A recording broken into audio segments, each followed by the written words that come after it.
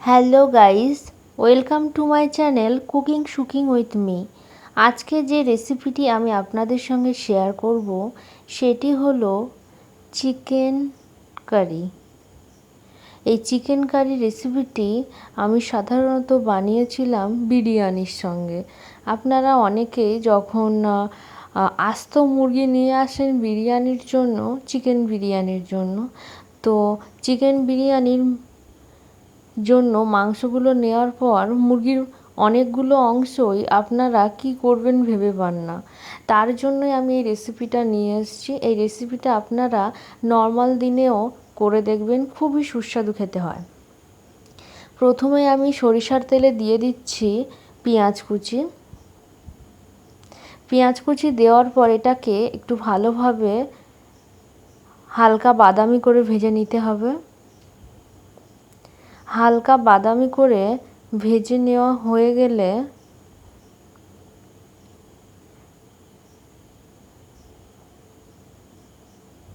দেখুন আমার এই পেঁয়াজটা হালকা বাদামি হয়ে গেছে। তার জন্য আমি দিয়ে দিয়েছি চিনি, অল্প পরিমাণ, খুব সামান্য পরিমাণ চিনি।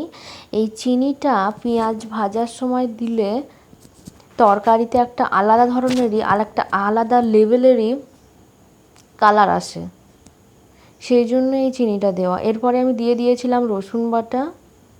রসুন বাটা দেওয়ার পর এটাকে একটু হালকা ভাজা ভাজা করে নিতে হবে, একটু কষিয়ে নিতে হবে কয়েক মিনিটের জন্য।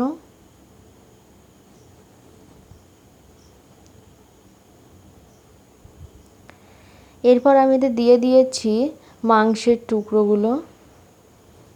মাংসের টুকরোগুলো দেওয়ার পরে এটাকে একটু ভালোভাবে আমি কষিয়ে নেব এবং এই পর্যায়ে গ্যাসের লেভেল লো টু মিডিয়ামে থাকবে,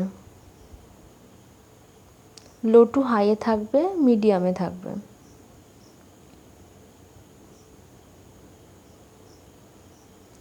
এভাবে আমি এটাকে হালকা নাড়াচাড়া করে করে একটুখানি কষিয়ে নেব। কষানোর পর আমি এটা প্রায় 5 থেকে 7 মিনিট মতো কষিয়েছিলাম। 5 মিনিট মতো কষিয়েছিলাম। 5 মিনিট মতো কষানোর পরে দিয়ে দিয়েছিলাম আদা বাটা। আদা বাটাটা দেওয়ার পর আবারও আমি কষিয়ে নেব। আদা বাটাটা সাধারণত আপনারা একটুখানি কষানোর পরে দেবেন, দিলে মুরগির মাংসের টেস্ট অনেকাংশে নির্ভর করে। এভাবেই আমি আদা বাটাটা দেওয়ার পরে ভালোভাবে একটু কষিয়ে নেব।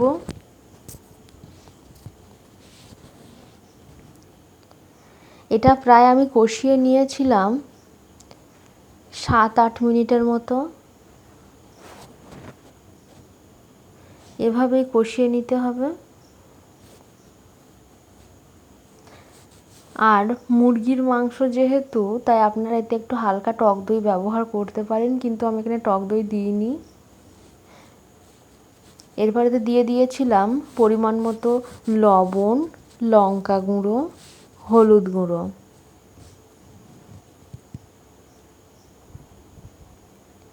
এগুলো দেওয়ার পরে আমি এতে দিয়ে দিয়েছিলাম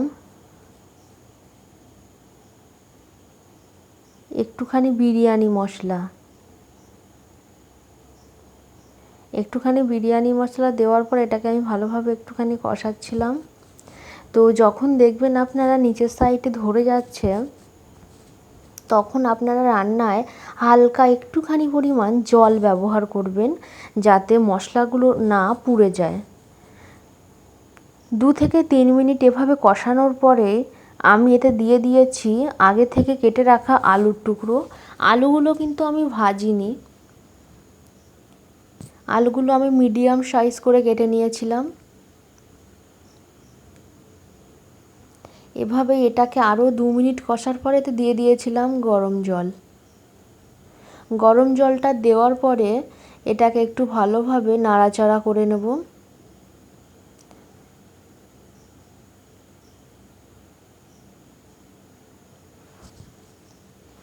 আপনারা যদি এই মাংসটা একটু কষা কষা খেতে পছন্দ করেন তাহলে এটাতে একটু জলের পরিমাণটা কম দেবেন, আর যদি একটু গ্রেভি খেতে চান তাহলে এতে জলের পরিমাণটা একটু বেশি দেবেন। আমি একটু গ্রেভি খেতে চেয়েছিলাম তাই আমি এটা জলের পরিমাণটা একটু বেশি দিয়েছিলাম।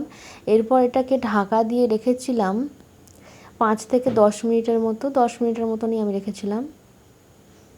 রাখার পরে দেখুন আলুটা কিন্তু গলে গেছে, দেখুন সম্পূর্ণ গলে গেছে, কিন্তু আলুটা ভাঙবে না। এভাবেই এটাকে আমি আরও কয়েক মিনিটের মতো একটুখানি ফুটিয়ে নেব, যেহেতু গ্রেভিটা অনেকটাই আছে।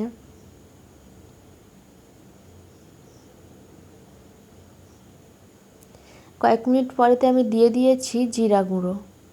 এখানে আমি প্যাকেট জিরা গুঁড়ো ব্যবহার করছি।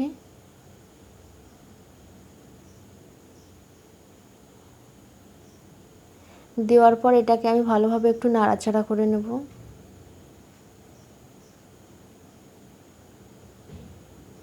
এই রেসিপিটা আপনারা গরম ভাতের সঙ্গে খেলেও খুবই সুস্বাদু লাগে। আমি এই রেসিপিটা বিরিয়ানির সঙ্গে ট্রাই করেছিলাম।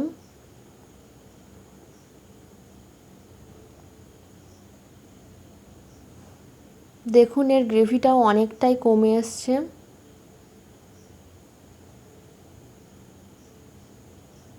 গ্রেভিটা গাঢ়ও হয়ে গেছে এবং দেখতেও খুব সুন্দর লাগছে। এরপর এটাকে আমি সার্ভ করে নিয়েছি বিরিয়ানির সঙ্গে। এটা দেখতে যেমনই সুন্দর, খেতে তার থেকে আরও বেশি সুন্দর। আপনারা এটা বাড়িতে অবশ্যই একবার ট্রাই করবেন। আর রেসিপিটা যদি আপনাদের ভালো লেগে থাকে তাহলে অবশ্যই চ্যানেলটিকে লাইক, শেয়ার, কমেন্ট এবং অবশ্যই সাবস্ক্রাইব করে পাশে থাকবেন। Thanks for watching.